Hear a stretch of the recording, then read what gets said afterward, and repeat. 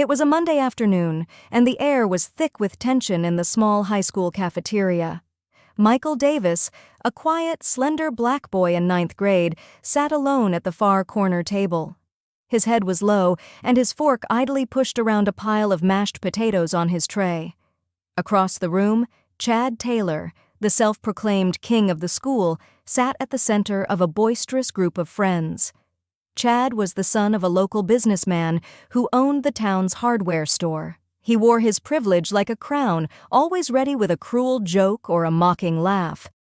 "Hey, Michael," Chad's voice boomed across the cafeteria, silencing the chatter. "What's for dinner at your house tonight? Scraps? Or did your mom bring home leftovers from cleaning up after real people?" Laughter erupted from Chad's table, loud and merciless. Michael gripped his fork tightly, his knuckles turning white. He had endured this for years, insults about his mom, Mrs. Davis, who worked as a janitor at the school. She was a proud woman, always smiling despite the hard work she did to keep food on the table. Michael admired her strength, but the constant taunting about her job had begun to eat away at him. Today, something snapped. As Chad stood up, still grinning smugly, and sauntered over to Michael's table, Michael felt his heart pounding in his chest. Chad leaned down, his voice dripping with mockery. "Hey, buddy, don't be shy. Tell us, does your mom use her mop at home too, or just here?" Michael's hand shot out before he could think. His fist connected squarely with Chad's jaw, sending the bigger boy stumbling backward. The cafeteria fell silent, gasps echoing off the walls. Chad clutched his face, his eyes wide with shock and fury. "You little—" he growled, lunging toward Michael, but a teacher rushed in, separating them.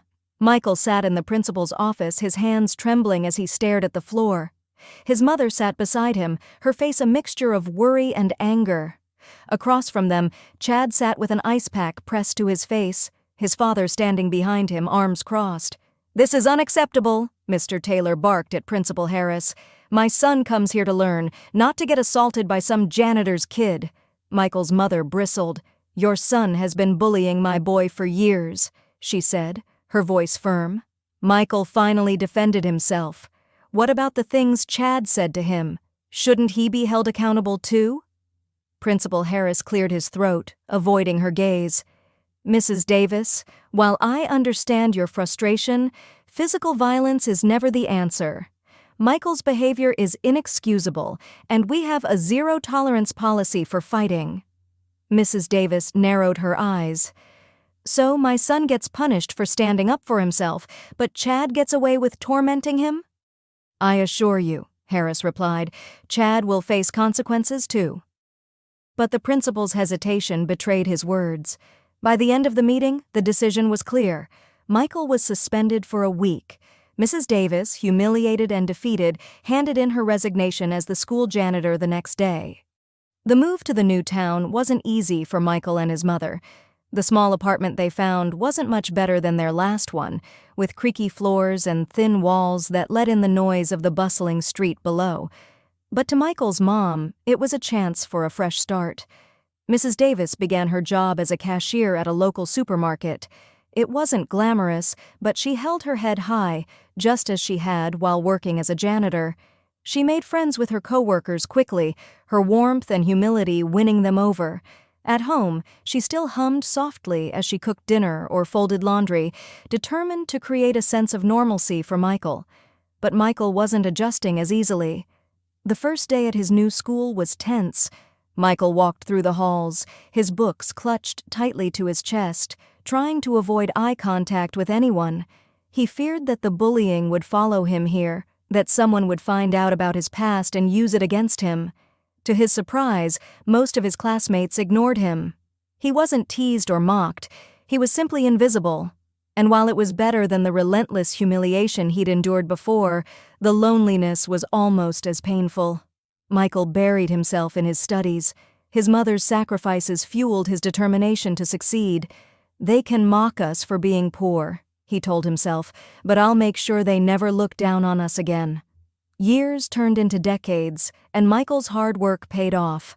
After earning a degree in agricultural engineering, he started a small company focused on sustainable farming practices. His passion for the land and innovative ideas propelled his business to success, eventually growing into one of the largest agricultural companies in the region. It was a crisp autumn afternoon when Michael stopped at a gas station on the outskirts of his hometown. He had been driving back from a business meeting, and his car was running low on fuel. As he stepped out of his sleek black SUV, he noticed a familiar figure at the pump. The man's face was weathered, his eyes sunken, and his clothes hung loosely on his thin frame. He moved sluggishly, the faint smell of alcohol clinging to him. It took Michael a moment to recognize him. It was Chad Taylor. Michael's heart skipped a beat. The once arrogant boy who had tormented him was now a gas station attendant, pumping fuel for tips. Chad looked up and froze, recognition dawning on his face. He opened his mouth as if to speak, but quickly looked away, focusing on the gas nozzle in his hand. Michael stepped closer, his presence commanding attention. "Chad," he said, his voice steady but firm. Chad glanced up, his expression a mixture of shame and disbelief. "Michael, Michael cut him off. "Funny how life turns out, isn't it?" Chad looked down, his hands trembling.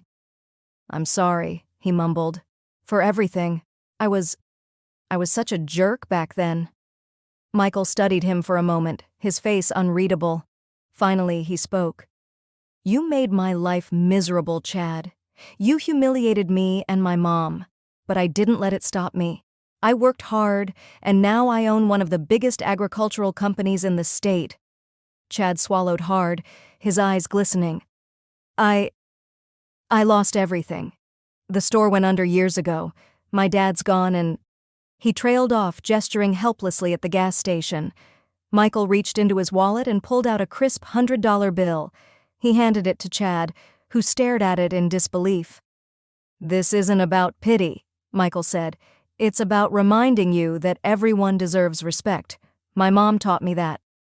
Without another word, Michael got into his car and drove away, leaving Chad standing alone at the pump, clutching the bill.